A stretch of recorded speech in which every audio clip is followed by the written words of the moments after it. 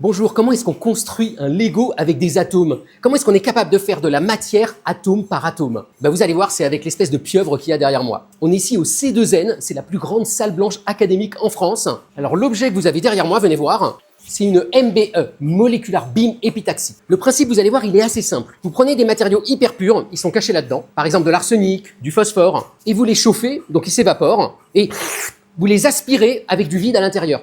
Là-dedans, en ce moment, il y a un vide 1000 milliards de fois plus vide que cette pièce. Ça fait que vos molécules, elles vont chouf, direct sur la cible. Et elles s'accrochent. Et vous en envoyez une autre, et ça pousse. Et ça pousse hyper lentement. Pour fabriquer 1 kilo de matière avec ça, il faudrait 10 ans. Donc l'objectif, c'est clairement pas de fabriquer de la matière grosse, c'est de fabriquer des nanocomposants. Alors votre problème, c'est, mais comment est-ce que vous savez ce que vous avez fait pousser et quelle épaisseur ça a? Eh bien comme ça, venez voir.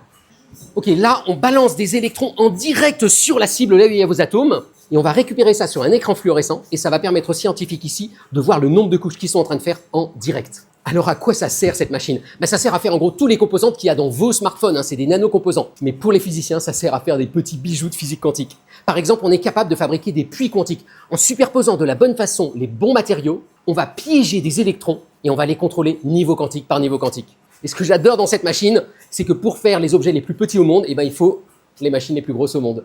Bonne journée!